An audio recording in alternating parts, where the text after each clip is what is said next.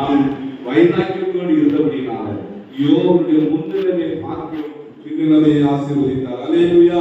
ஒருவேளை இங்கு இருக்கிறவர்கள் எனக்கு ஏன் இந்த வறுமை, எனக்கு ஏன் இந்த போராட்டம், நான் ஆண்டவர் நல்லா தேடதானே செய்யறேன், ஆண்டவருக்கு பிரியமாதானே வாழ்றேன், எனக்கு இப்படிப்பட்ட பிரச்சனையே இருக்கிறது, வெளியே சொல்ல முடியாத கலக்கங்கள் இது, இப்படிப்பட்ட காரியம் நடக்கிறது, இது மாறாதா, இது எப்பொழுது மாறும் என்று சொல்லி புலம்பிக் கொண்டிருக்கிறேன் என்று சொன்னால் இந்த நிமிஷத்திலே அவன் யோபுடைய வாழ்க்கையில அற்புதம் செய்த ஆண்டவர் உங்களுக்கும் அற்புதம் செய்ய வல்லவராயிருக்கிறார். அல்லேலூயா. அல்லேலூயா. நம் உத்தமத்திடம் ஆயிருந்து வழிவிலகி போகக்கூடாது. நீதிமானாய் உறுதியாய் இருக்கிற போது ஆண்டவர் அவன் ஆசீர்வதிக்க முடியும். சங்கீதங்களின் புஸ்தகம் 37 அந்த 25 சொல்லப்படுகிறது. அவன் சொல்றோம் வாசிக்கலாமா? சங்கீதம் 30. நான் இளைஞனாயிருந்து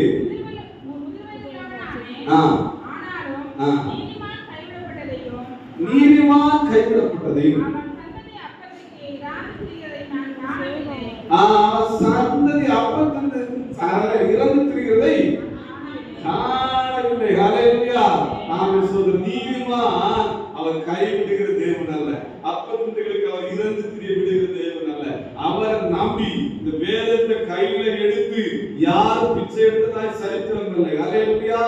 ஹல்லேலூயா. தேவ பிள்ளைகளே, ஆகையினாலே உறுதியா ஆண்டவரை பற்றிக் கொள்ள வேண்டும். நம்பிக்கையிலே அவன் நம்பிக்கையற்றவர்களாய் நாம் வாழ்ந்து விடக்கூடாது. விசுவாசத்துல உறுதியாய் இருக்க வேண்டும். ஹல்லேலூயா. எனக்கு சொல்ற தேவனுடைய பிள்ளைகளே, உலகத்துல நமக்கு உபத்திரவம் உண்டு. மதமாற்று கடைச்சட்டை கொண்டு வந்தாங்க. ஆமென். சொல்ற கிறிஸ்தவர்கள் எல்லாம் அவங்க நெருக்குறாங்க. ஆனா நடந்ததா இல்ல. ஆமென். சொல்ற எது வந்தாலும் வராவிட்டாலும் சுவிசேஷத்தை அறிவிப்பது நம் மேல் விழுந்த கடமை. ஏன்னா இயேசு கிறிஸ்து நமக்கு சொல்லி கொடுத்தாரு. மத்தேயு சுவிசேஷம் 28ஆம் அதிகாரத்துல நீங்க உலகம் எங்கும் போய் சகல ஜாதிகளுக்கு சுவிசேஷத்தை பிரசங்கிங்க. நமக்கு தேவன் கொடுத்த கட்டளை. அல்லேலூயா. கட்டளை எப்பேற்பட்ட கொம்பு வந்தாலும் அதை நிறுத்த முடியாது. இந்த சுவிசேஷமானது ஏதோ ஆமென் சொல்ற மனிதனால் ஏற்படுத்தப்பட்டதல்ல. ஆண்டவரே பரிசுத்த ஆவியானவரே நமக்கு கொடுத்தது. பரிசுத்த தேவனே நமக்கு கட்டளை கொடுத்தது. ஆகவே தான் அவன் ஒரிசாவில ஃபாதர் அவன் தீட்டு அவரோடு குழந்தைகளை கொடுக்கிற போது கூட அவங்க மனைவி சொன்னாங்க, என்ன சொன்னாங்க, அவங்க அந்த கிரகாம் ஸ்டைல் சூட்டை சீப்ல வச்சு தீ கொடுத்தாங்க. நல்ல ஒரு நீதிமான் ஆண்டவருக்காக பிரயாசப்பட்ட அவன் தொழுநோயாளிகளுக்காக பிரயாசப்பட்ட அப்படிப்பட்ட மனிதனை பெட்ரோல் ஊத்தி அவன் ஜீப்ல வச்சு கொளுத்திட்டான். இயேசுவே இயேசுவே கதற போது நினைச்சல விடல. அவங்க செஞ்சது என்ன? நல்ல ஒரு பணிகள். அவங்க மனைவி என்ன சொன்னாங்க? இயேசு எனக்கு நீ வேண்டாம்னு சொன்னாங்க. இல்ல, நான் என் ஹஸ்பண்ட் பிள்ளைகளை எரித்தவங்க நான் மன்னிக்கிறேன், அதை தாராசிங்க நான் மன்னிக்கிறேன், நான் அந்த அவங்களை பிள்ளை எரிச்சுக்கிறேன், நான் மன்னித்து விடுகிறேன் என்று சொன்னாங்க. காரணம் என்னவென்று சொன்னால் அவர்கள் தேவன் மேல் இருந்த உத்தமம், அவன் நீதிமானா இருந்தபடியினால்தான். அவன் ஆகவே தேவனுடைய பிள்ளைகளே, அவன் அப்படிப்பட்ட தேவனை தான் நானும் நீங்களும் ஆராதிக்கிறோம். நாம் உத்தமத்திலே பரிசுத்தத்திலே உறுதியாக இருக்கணும். பரிசுத்தம் இல்லாமல் யார் தேவனை தரிசிக்க முடியாது. நாம் பரிசுத்தம் இல்லாமல் யார் பரலோகத்துக்கு போக முடியாது. அல்லேலூயா. நம்ம மனம் போல போக்கில போய் கொண்டிருந்து காணிக்கை கொடுக்கிறதுனால நான் நித்திய ராஜ்யம் போக வேண்டாம், போக முடியாது. அல்லேலூயா. காணிக்கை கொடுக்க வேண்டியது நம்ம மேல கடமை. ஏன்னா காணிக்கை என்பது நிறைய பேர் நினைக்கிறாங்க போதகருக்கு கொடுக்கிறது என்று சொல்லி. அல்லேலூயா. அப்படி அல்ல. காணிக்கை பற்றி வாசிக்கிற போது நம்ம ஆதியாகமம் புஸ்தகம் 28ஆம் அதிகாரம் 22ஆவது வாக்கியத்தை வாசிங்க. சீக்கிரமா விரைவாய் வாசிங்க. ஆதியாகமம் 28:22 வாசிங்க. நான் தூணாக இருக்கிறேன், இந்த கல் தேவனுக்கு வீடாகும், தேவரீர் எனக்கு தரும் எல்லாவற்றிலும் நான் உமக்கு தசம பாகம் செலுத்துவேன் என்று. தசம பாகம் என்று நிறைய பேர் அதை தெரிகிறதுல, நிறைய பேர் தெரிந்து கிடைக்கிறதில்ல. தசம பாகம் யாருக்குரியது சொன்னால் அது கர்த்தருக்குரியது, ஃபாதருக்குரியது அல்ல. அல்லேலூயா. இந்த ஃபாதருக்கு கோஷிக்கிறது யாருன்னு சொன்னா வெளிநாட்டுல இருந்து வெளிநாட்டு கடவுள் வெளிநாட்டுல இருந்து பண்ண வரதில்லை. அல்லேலூயா. ஏன்னா ஒரு ஆடு மேய்க்கிறாங்கன்னா ஒரு ஆடு மேய்க்கிற மந்தை, அந்த மந்தை மூலமா தான் அந்த மேய்ப்படுகிறது. சாப்பிடுறது நான் ஓப்பனா நம்ம விசுவாசம் மக்களாக ஓப்பனாவே சொல்றேன். ஃபாதருக்காரங்கன்னா நீங்க கொடுக்கிற காணிக்கை தான் அவருக்கு இருக்கு. அவர் போய் கேட்டு ஐயா கரங்க வேலைக்கு போக முடியுமா? இல்ல. ஹalleluya. ஆகவே தேவனுடைய பிள்ளைகளே, ஆமென் ஸ்தோத்திரம், பொறுத்தனையோடு நமக்கு வருகிற எல்லாவற்றையும் 10 ஆண்டவருக்கு, ஹalleluya, நம்ம நீதிமான்னு சொல்றோம், பரிசுத்தமான்னு சொல்றோம். அவனுக்கு 10,000 ரூபாய் வருமானம் வருதுன்னா அது கடவுளுக்கு எடுத்து வைக்கணும். ஹalleluya. அது நமக்கு ஆசீர்வாதம். 100 ரூபாய் வருகிறதுன்னு சொன்னா 10 ரூபாய் ஆண்டவருக்கு கொடுக்கணும். ஹalleluya. ஆமா, கொடுத்தா அவருடைய பிரதிபலன் எனக்கு எந்த அளவினால் அழைக்கிறாயோ அந்த அளவினால் உனக்கு விளக்கப்படும். நீங்க வீடுகளில் போய் வாசிங்க. மல்கியாவின் புத்தகம் 3:10 சொல்லப்பட்டிருக்கிறது, நான் உங்களை ஆசீர்வதிக்க மாட்டேன் என்று சோதித்து பாருங்கள் என்று சொல்லி. அந்த வசனத்தை மாத்திரம் வாசித்து நம்ம நடந்து போய் போகலாம். இந்த மல்கியாவின் புத்தகம் 3:10 வாசிக்கலாம். என் ஆலயத்தில் ஆகாரம் உண்டாயிருக்கும்படி தசம பாகங்களை எல்லாம் பண்டக சாலையிலே கொண்டு வாருங்கள். நான் வானத்தின் பலகைகளை திறந்து இடைக்கொள்ளாமல் போகும்போது வசிக்க மாட்டேனோ என்று நீங்க எல்லாவற்றும் நீங்களே நினைச்சு கொள்ளுங்க. ஆமா, எத்தனை பேர் ஆமா 10 நான் ஆண்டவர் கொடுக்கிறேன் ஐயா அப்படின்னு சொல்ல முடியும். கையவஸ்தானா உங்களுக்குள்ளார கேட்டுக்கொள்ளுங்க. நமக்கு வருகிற வருமானத்துல 10 நம்ம எவ்வளவு பிரச்சனை எவ்வளவு தேவையா இருந்தாலும் ஆண்டவருக்கு கொடுக்க வேண்டியதை ஆண்டவருக்கு கொடுக்கணும். அல்லேலூயா. அது நமக்கு ஆசீர்வாதம். அல்லேலூயா. ஆமா, ஏன்னா ஆசீர்வதிப்பேனோ மாட்டேனோ என்று சொல்லி அதனால சோதித்து பாருங்க. ஆனா ஆண்டவருக்கு கொடுத்ததுனால நான் பரித்திரனாக யாரும் சொன்னதில்லை. நம்ம யூஸ் பண்றோம்ல, நம்ம கோல்கட், அந்த கோல்கட் அந்த நிறுவனத்துடைய தானே அவர் பார்த்தாச்சுன்னா அவர் ஆரம்பத்தில் ஒரு பொருத்தனையோடு கூட சிம்பிளா ஆரம்பிச்சு 10 கொடுத்து இன்னைக்கு வரல அவன் 90% என்ன செய்யறாருன்னா அவன் சொல்ற ஆண்டவருக்கு தான் கொடுக்குறாரு முடியுது. அல்லேலூயா. ஆமா, ஆண்டவர் அப்படி தேவனுக்கு கொடுக்கிறதுல அவங்க உண்மை உள்ளவர்களா இருக்கும் போது நிச்சயம் ஆசீர்வதிப்பார். அல்லேலூயா. ஒருவேளை நினைக்கலாம் நம்ம ஞானத்தினால வருகிறது, நம்முடைய பலத்தினால வருகிறது இல்ல, ஒரு வியாதி வந்து எல்லாம் போச்சு. நம்ம சிலர் சொல்லுவாங்க, நான் சம்பாதிக்கிறேன், நான் வெளிநாடு போய் எனக்கு இல்லை, இந்த ஞானம் இல்ல. அப்ப தேவனுடைய ஒரு நொடி போதும். நிறைய பேர் அவன் சொல்றீங்க பாத்தீங்கன்னா நல்லா இருந்தவங்க தாயப்பனுங்கிற ஒரு ஸ்டோரியை போய் நீங்க பாருங்க. அவருடைய வாழ்க்கையில பார்த்தாச்சுன்னா தன்னுடைய மகன் சாஃப்ட்வேர் இன்ஜினியரிங் படிச்சு அமெரிக்காவில நல்ல ஒரு வேலையில இருந்தார். அவரு ஆண்டவர் அறியாத போது வச்சு சாப்பிடுவாரு, என் மகன் மூலமா என் வாழ்க்கை எங்கேயோ போகுதுன்னு நினைச்சிருக்கு. ஆனா ஒரு சின்ன ஒரு விபத்து வந்தது, எல்லாம் தலைகீழாக மாறினது. எல்லாம் கடைசி இயேசுவை ஏற்றுக்கொண்டு இன்னைக்கு அவர் நீங்க தாயப்பன் சொல்லி யூடியூப்ல வீடுகளை போய் அடிச்சு வந்துட்டு அவருடைய வாழ்க்கை அவர் ஆண்டவரை ஏற்றுக்கொள்ளாதோ பின்பு ஆண்டவரை ஏற்றுக்கொள்வார். ஆகையினால தேவனுடைய பிள்ளைகளே, நமக்கு கிடைக்கிற எல்லாவற்றும் ஆண்டவருக்கு கொடுக்க வேண்டியதை கொடுக்கணும். அல்லேலூயா. ஆமா, நாம ஆண்டவரை வஞ்சிக்க கூடாது. நாம குடிக்கிறது சோதரம் மாம்ச பிரகாரமா இது மாஸ்டருக்கு அப்படின்னு அல்ல. நான் இது தேவன் கொடுத்ததை தேவனிடத்துக்கு நான் கொடுக்கிறேன் என்று சொல்லி, எனக்கு தந்ததிலிருந்து நான் கொடுக்கிறது என்று சொல்லி கொடுக்க வேண்டும். கொடுக்கிறதுனால ஆசீர்வாதங்கள் கடந்து வரும். நான் விரைவாக முடிக்க ஆசைப்படுகிறேன். மத்திய சுவிசேஷ புத்தகம் 1ஆம் அதிகாரம் 18வது வசனத்தை வாசிக்கும் போது வாசிக்கலாமா? அவருடைய தாயாகிய மரியா யோசேப்புக்கு நியமிக்கப்பட்டிருக்கையில் அவர்கள் கூடி வரும் முன்னே அவள் பரிசுத்த ஆவியினாலே கர்ப்பவதியானாள் என்று காணப்பட்டது.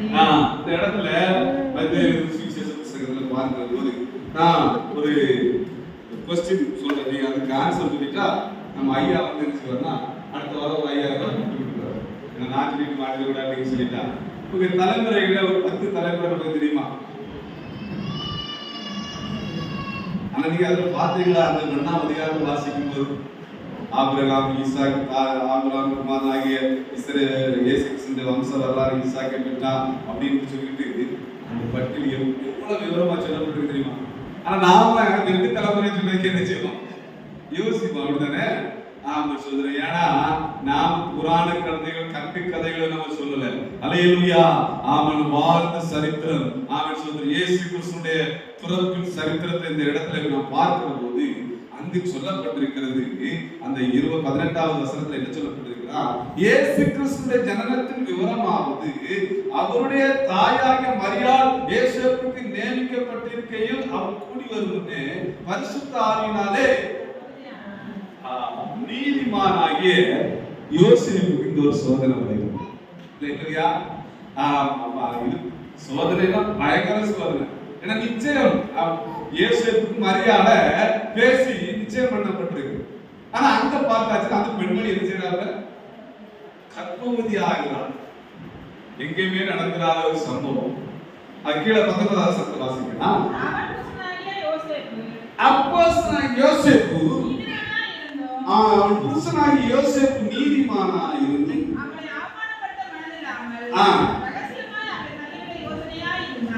நீதிமான் என்ன செய்வார் என்று சொன்னா அவமானப்படுத்த மாட்டார். இன்னைக்கு நான் பாதரையா சொல்லி வாசித்தாங்களோ வேத வசனம், நம்ம கண்ணில் இருக்கிற புத்திரத்தை உணராம மக்கள் மன்றத்தில் தூசி எறிஞ்சுவிடாது. நாம எப்படி இருக்கிறோம்னா அநேக விசுவாசிகள் நாமே பார்க்கறது இல்லை, நாமே சீர்தூக்கி பார்க்கிறது, அனலைஸ் பண்ணி பார்க்கறது இல்லை. நம்முடைய வாழ்க்கை எப்படி இருக்கிறது, இயேசுவை போல நாம் வாழ்கிறோமா என்று சொல்லி நாம் சீர்தூக்கி பார்க்கிறோம். அந்த நீதிமான் என்ன செய்கிறார் என்று சொன்னா அவன் சோத்திரம் இப்படி அவளை அவமானப்படுத்த விரும்பல. இந்த உலகத்துல பார்த்தாச்சுன்னா நிறைய பேர் அவமானப்படுத்துவாங்க.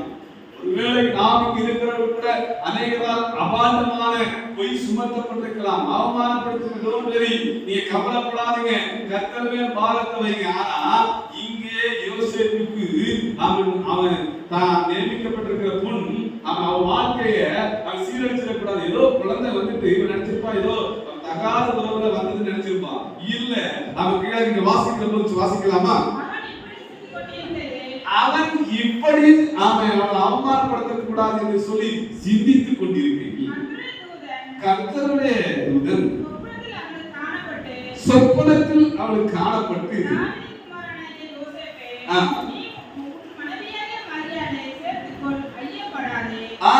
மனைவியாகிய அவன் சோதரம் அவனுக்கு சேர்த்துக்கொள், ஐயப்படாதே,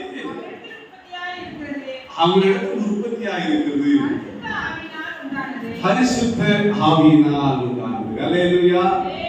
ஆண்டவர் பேசின போது அந்த வார்த்தையை கேட்டு மனம் மாறின நாமும் தேவனுடைய பிள்ளைகளே. சில வேளைகளில் சில பிரச்சனைகள் வரும்போது, போராட்டங்கள் வரும்போது ஆண்டவருடைய ஆலோசனையை கேட்கணும், ஆண்டவருடைய வார்த்தைக்கு இடம் கொடுக்கணும். அல்லேலூயா. அந்த இடத்துல சொல்றோம் ஆண்டவருடைய வார்த்தைக்கு அவன் செவி சாய்க்கிறதை பார்க்க முடிகிறது. நாம் தேவனுடைய பிள்ளைகளை நாம் மற்றவர்களோடு கம்பேர் பண்ணக்கூடாது. ஆண்டவரை ஆராதிக்கிற துன்மார்க்கரோடு நாம என்ன செய்யக்கூடாது. ஏன்னா மத்தேயு சுவிசேஷ புத்தகம் 5ஆம் அதிகாரம் 45வது வசனம் சொல்கிறது, தீயோர் மேலும் நல்லோர் மேலும் மழையை வர்ஷிக்க பண்ணுகிற தேவனாய் இருக்கிறார். அல்லேலூயா. அவன் தேவனுடைய பிள்ளைகளே, அவன் அநியாயம் செய்கிறவன் நல்லா இருக்கிறானே, அக்கிரமம் செய்கிறவன் நல்லா இருக்கிறான் என்று சொல்லி நாம் சிந்திக்க கூடாது. அல்லேலூயா. அவன் தேவனுடைய பிள்ளைகளே, 1:10-13 சொல்லப்படுகிறது, மனுஷனுக்கு நேரிடுகிற சோதனையை வாசிக்கலாம். வாசிக்கிறோமா? பிறகு வாசிங்க.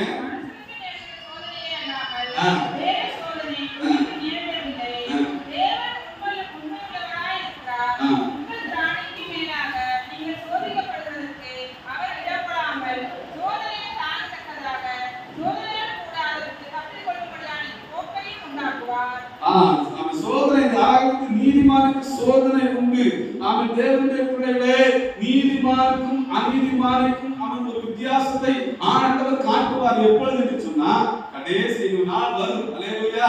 அவன் ஆண்டவருடைய வருகை எப்பொழுது வரும்? 2024 நிறைய பேர் சொல்லிட்டாங்க இந்த ஆண்டு வரும். எனக்கு நான் ஆண்டவர் வெளிப்படுத்திட்டேன். நீங்க ஒரு திருப்தியா இருக்கீங்க. ஏன்னா நானே யூனிவர்சிட்டி தட்டுல ஒரு அட்மிஷன் தான் இருக்கிறேன். அப்போ ஆண்டோட வருகையை தெரியாம இருந்தா ரொம்ப சங்கடம் அல்லவா? நான் சொல்லாம இருந்தா நீங்க என்ன நினைப்பீங்க? அவன் ஆண்டவர் எப்போ வருவாரா? இதோ சீக்கிரமா அல்லேலூயா. ஆண்டவர் யாருக்கு தெளிவா சொல்லியிருக்கிறாரு, நம்ம எல்லாத்தையும் சொல்லியிருக்கிறாரு. உலகம் எங்கும் சுவிசேஷம் அறிவிக்கப்படும், அப்பொழுது ஆண்டோட வருகை. ஆண்டவர் எப்படி பாஸ்டர் வருவாரு, எப்படி ஃபாதர் வருவாருன்னு கேட்குறீங்களா?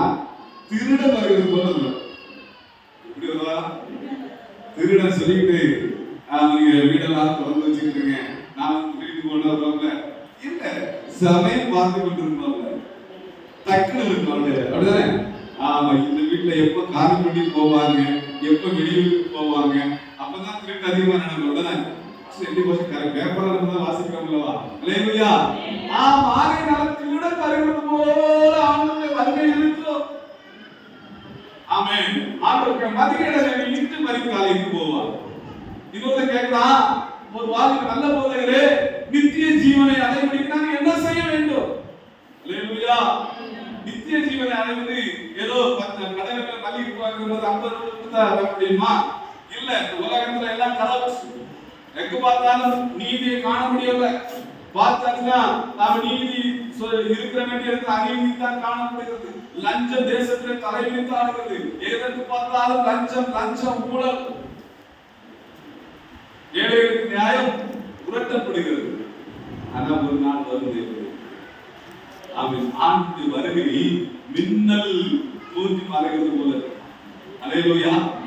ஆகவே அந்த வருகைக்கு நாம ஆயத்தப்படணும். நாம படுகிற துன்பங்கள், வேதனைகள் எல்லாம் அவன் அந்த நேரத்துல தான் ஆண்டவர் குறிப்பான். அல்லேலூயா. துன்மார்களுக்கு நரகம், நான் தேவனுடைய பிள்ளைகள் இன்று மரித்தான் நாம எங்கு போவோம் என்ற நேரத்துக்கு நான் ஒரு என்னுடைய நெருங்கிய நண்பர் அதிகமாக நாங்கள் மொபைல்ல பேசிக்கொள்வோம். அப்ப சொன்னார், பாஸ்டர் நான் இது பிடித்த பகுதியை வாசிக்கும் போது எனக்கு தூக்கம் வரல பாஸ்டர்.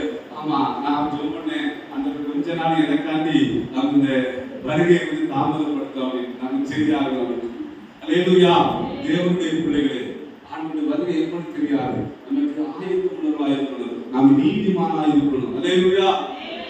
ஆண்டவரை வந்து நம்ம எல்லாத்தையும் கேட்கிறாரு. நம்ம எதிர்க்கிற ஓட்டியும் நிறைய பேர் நினைக்கிறது என்னன்னா, நம்ம வேற ஞாயிற்றுக்கிழமான ஏதோ கூட்டம் வச்சா எதனால கூட்டம் வச்சா போகணும், அப்படி ட்ரெஸ் பண்ணிட்டு போகணும், அவன் பார்த்து நல்ல வார்த்தையை கொடுப்பாரு, அதை கேட்டுட்டு அப்படியே பேருந்தா அதே நினைக்கிறது. நீங்க அப்படி அல்ல, உங்களை பார்த்தாலே தெரியுது வாசனைகளை தான் சொல்றாங்கன்னு நினைச்சுட்டு. ஆனா ஆண்டவர் நமக்கு ஒரு கட்டளை கொடுத்திருக்கிறார் தெரியுமா? என்ன கொடுத்திருக்கிறாரு? எல்லாரையும் சீசராக்க வேண்டும். ஒரு ஆடு இருக்குன்னா அந்த ஆடு அப்படியே குட்டி போடாம அப்படி இருக்குமா? குட்டி போட்டாதான் அந்த மேய்ப்பனுக்கு சந்தோஷம். அப்படித்தானே பெருக்கத்தை கொண்டு வரும். நிறைய பேர் நினைக்கிறது என்னன்னா, நம்ம சுவிசேஷம் அறிவிப்பது, ஆத்மாதாயம் பண்ணுவது பாதனுடைய வேலை, ஐயாவுடைய வேலை தான் அப்படின்னு. அதுக்கு இருக்கிற எல்லாருமே இருந்த கடமை. நம்ம இருந்த கடமை. எத்தனை பேர் ஆத்மாக்களை ஆதாயம் பண்ணினீர்கள் அப்படின்னு சொல்லிட்டு ஐயாவுக்கு கூட சொன்னா, ஊர் பேசுறதுக்கு கூட சொன்னா எத்தனை பேர் கணக்கு எடுக்கிறீங்கன்னு தெரியாது. ஆண்கள் கேட்பார். ஏன்னா எங்க சர்ச்சை ஒரு சில குடும்பங்கள்லாம் வருகிறது. பார்த்தாச்சுன்னா நான் அவங்களுக்கு தெருவுக்கே போக முடியாது, சுவிசேஷம் சொல்ல முடியாது. ஆனா வேலைக்கு போனவரு அவன் சொன்ன சுவிசேஷம் அறிவிச்சு ஆத்மாக்கள் கொண்டு வந்தார். நாம் தேவனுடைய பிள்ளைகளே, நாம சுவிசேஷம் அறிவிக்க வேண்டும். அல்லேலூயா. அது நம்ம மேல வந்து கடமை. இன்னைக்கு ஜனநாயக நாட்டுல கைப்பிரதி கொடுக்க முடியாது. உடனே எங்கேயுமே கைப்பிரதி கொடுக்க முடியல. இல்ல, உடனே நாம சொல்றோம், அடிக்கிறாங்க, தாக்குறாங்க. அவன் ஆகினால நமக்கு வேலை பார்க்கிற இடத்துல எங்கேயோ ஒரு இடத்துல நம்ம இருக்கிறோம் அப்படின்னு சொன்னா தங்கி இருக்கிற சுவிசேஷம் அதான் அறிவிக்கலாம். அப்படிதானே? அதனால அது நான் வந்து இந்த வருஷம் ஒரு பட்டியல் போட்ட, ஒரு வருஷம் எல்லாமும் ஒரு உடன்படிக்கை எடுப்பாங்க தானே. பழைய வருஷம் போய் அந்த வருஷம் குடிக்கிறவங்க உடன்படிக்கை எடுக்க மாட்டாங்க. நான் இன்னும் குடிக்க மாட்டேன். சிலர் மனைவி போய் கூட சத்தியம் பண்ணுவாங்க, நான் இது பண்ண மாட்டேன். சிலர் சொல்ல மாட்டாங்க, நான் இதுக்கு பேச மாட்டேன். சிலர் எடுப்பாங்க, நான் ஞாயிற்றுக்கிழமை ஒரு சண்டையே இருக்க மாட்டேன், சொல்ல மாட்டேன். ஏன்னா ஆண்டவரை ஆராதிப்பு ஓய்வு நாள் ஆண்டவருக்கு அப்படித்தானே. 10 கட்டளை ஆண்டவருக்கு ஓய்வு நாளை பரிசுத்தமாய் ஆசிரிப்பா. எத்தனை பேர் நம்ம கரெக்டா ஓய்வு நாளை கரெக்டா மெயின்டைன் பண்றோம்? எத்தனை பேர் ஓய்வு நாளை மிஸ் பண்ணாம வரலன்னு சொல்லி நீங்க கேட்டு பாருங்க. தேவனுடைய பிள்ளைகளே, அதுல உண்மை இருக்கிறதா? இதுதான் நீதிமான். நான் நீதிமான் சொல்றது என்ன? நம்ம குற்றம் சாட்டப்படக்கூடாது. ஆமா, கரெக்டா ஆண்டவர் கொடுக்க வேண்டிய நேரத்தை கொடுக்கணும். அல்லேலூயா. கொடுக்க வேண்டிய காணிக்கை மாத்திரம் கொடுக்காம வருது, நேரத்தை கொடுக்கணும். அல்லேலூயா. ஆமா, நிறைய பேர் பார்த்தாச்சுன்னா ஆராதனைக்கு சரியான டைம் வர மாட்டாங்க. அவங்களை சொல்ற பாசத்தை வார என்ன பத்தி பார்த்தான்னு சொல்றாரோ நினைக்கிறாங்க. ஏன்னா உலக பிரகாரமான ஒரு இடத்துக்கு ஒரு இன்டர்வியூக்கு நீங்க போறீங்கன்னு வச்சுக்கோங்க. இல்ல காலேஜ் படிக்கிற பிள்ளைங்க, ஸ்கூல் படிக்கிற பிள்ளைங்க, ஒரு பிள்ளைங்களை ஒரு 10 மணிக்கு அனுப்புறதுக்கு பதிலாக 12 மணிக்கு அனுப்பி பாருங்க, எடுப்பாங்களா? ஆனா ஆண்டவருடைய ஆலயம் சில சபைகள் பார்த்தாச்சுன்னா ஏதோ ஒரு சபை பார்த்தீங்கன்னா 9 மணி ஆறாதுன்னா 9 மணிக்கு மேல வரவங்க கூட்டு போடுவாங்க. யாரும் எழுதிக்கூடாது அப்படி இங்க போட்டாச்சுன்னா பாஸ்டருக்கு திட்டி அது வேற இருக்குது. ஆகவே அந்த டைம் ரொம்ப முக்கியம். ஏன்னா இப்ப ஃபாலோ பண்ணாதான் அவங்க வரவே அமைக்க சொல்லி டைம் நமக்கு கொடுக்கப்பட்டது எவ்வளவு நேரம். நான் எவ்வளவு நேரம் ஓய்வு நாளுங்கிறது இருக்குன்னு நாளைக்கு எவ்வளவு மணி நேரம். ஆமா 24 hours. அப்ப அதுல நம்ம 24 மணி நேரம் என்ன செய்யல 2 மணி நேரம் கொடுக்கிறது. ஆகவே அது ஆண்டவருக்கு உண்மையாய் கொடுக்க வேண்டும். ஆகவே தேவனுடைய பிள்ளைகளே ஆண்டவர் உத்தமத்துல ஆகவே நம்ம ஆத்ம ஆதாயம் பண்ணணும். ஒரு முடிவு பண்ணுங்க, டைரி எடுங்க. ஒரு சில பேர் ஒரு யாரெல்லாம் தோணுதோ அந்த பேர் லிஸ்ட போடுங்க உங்க டைரியில. இல்லைன்னா ஒரு காலம் ஐயா சொல்லி அனுப்பி வச்சு நான் இவர் அந்த ஜெபிக்கிறவருடைய பெயர் கடைசியில் அந்த ஆண்டு முடியும் போது கொண்டு வந்து பாருங்க. ஆமா நான் இவ்வளவு பேர் ஆண்டவர்களை வழிநடத்துறேன். அப்படிதான் ஆண்டவர் பெருக்கத்தை கொண்டு வர்றார். அல்லேலூயா. இன்றைக்கு ஒரு உறுதிப்பாடு இருக்கு. இது ஏன் மேல விழுந்த கடமை. அல்லேலூயா. சுவிசேஷ அறிவிச்சா தாக்கினாங்களா பிரச்சனை இல்லை. 13 அப்போ நிருபங்களை எழுதுறதுனால பவுல் அப்போஸ்தலன் சொல்றாரு நான் கிறிஸ்துவுக்காக அற்பமும் குப்பைமாய் கம்மாரின் பாதத்துல டாக்டரேட் பட்டம் முடிச்சவர்தான் பவுல் அப்போஸ்தலன். அல்லேலூயா. அவன் டாக்டரேட் பட்டம் முடிச்சவர் என்ன செய்றாரு? அவன் நிர்வாணமாக்கப்படுகிறார், அடிச்சு துரத்தப்படுகிறார். அவன் சொல்ற பலவிதமான சேதங்கள், கப்பல் சேதங்கள், பலவிதமான துன்பப்படுகிறார். எதற்கு சொன்னால் அந்த அப்பாவின் ராஜ்யத்திற்கு போகணும், அந்த நித்திய ராஜ்யத்திற்கு போகணும் என்று சொல்லி. தேவனுடைய பிள்ளைகளை நாம் எப்படி இருக்கிறோம்? யார் என்ன நினைச்சாலும் பரவாயில்லை. தேவனுடைய பிள்ளைகளே, இந்த உலகத்துல நம்ம வாழ்கிறது எத்தனை வருஷம் தான்? பலத்துக்கு விதியாக என்பது அப்படிதானே? அதற்கு பிறகு வர்றதெல்லாம் வேதனை சஞ்சலம்னு நான் சொல்லல, பைபிள் சொல்லுது. அல்லேலூயா. மெத்துசலா மாதிரி 900 வருஷம் நம்மளால இருக்க முடியாது, வாழ முடியுமா? இல்ல, நம்ம ஆயுசு நாட்கள் குறைஞ்சிட்டு கொடுக்கிற நேரம் சமயத்துல ஆண்டவருக்காக நாம் என்ன செய்யணும்? நமக்காக ஜீவனை கொடுத்த ஆண்டவருக்காக நாம் என்ன செய்யணும்? அக்கம் பக்கத்துல இருக்கிற சுவிசேஷத்தை அறிவித்தோமா? தேவனுடைய பிள்ளைகளே, அது நம்மே இருந்த கடமை. இதோ வாசற்படி இருந்து கதவை தட்டுகிறேன் என்று சொல்கிறார். அல்லேலூயா. திறப்பிலே இருக்கிற ஒரு மனுஷனை தேடினேன், ஒருவனை காணேன் என்று ஆண்டவர் சொல்லியிருக்கிறார். அல்லேலூயா. தேவனுடைய பிள்ளைகளே, இடத்துல பார்க்கிற போது மத்திய சுவிசேஷ புஸ்தகம் நீங்க அதை தொடர்ந்து வாசிக்கிற போது அவன் சொல்ற நம்ம நீதிமானை அவன் வந்து அதுல 20 சொல்லப்பட்டிருக்கிறது. ஆண்டவர் தெளிவை கொடுக்கிறார். கர்ப்பத்தில் இருக்கிறது பரிசுத்த ஆவியினாலே உண்டானது சொல்லி அவர் ஆண்டவருடைய வார்த்தை சொன்னதுனால அவன் சொல்ற மரியாதை அவன் சேர்த்துக் கொள்கிறார் என்று சொல்லப்படுகிறது. ஆகவே தேவனுடைய பிள்ளைகளே, நமக்கு ஒரு பிரச்சனை வரும்போது, போராட்டம் வரும்போது, நீதிமான்களுக்கு அவன் பிரச்சனைகள் வரும்போது ஆண்டவர் வருவார். ஆண்டவர் நம்மோடு இருந்து நமக்கு பதிலை தருகிற தேவனாய் இருக்கிறார். ஆகவே நாம அவன் சொல்லி நம்முடைய வாழ்க்கையில நீதிமான்களின் குணாதிசயத்துல அன்பு, பொறுமை, சமாதானம், சந்தோஷம் 13ஆம் அதிகாரத்துல சொல்லப்பட்ட எல்லாம் காணப்படுகிறது. தேவனுடைய பிள்ளைகளே, நாம் நீதிமான இருக்கிறதுனால நமக்கு வருகிற போராட்டங்கள், பிரச்சனைகள் எல்லாவற்றையும் இருந்து ஆண்டவர் ஜெயம் தருவார். அல்லேலூயா. எதை குறித்து சோர்ந்து போவாருங்க? நமக்கு ஒரு ராஜ்யம் இருக்கிறது. அந்த ராஜ்யத்துக்கு நாம போகணும். நம்மோடு கூட ஒரு கூட்டத்தை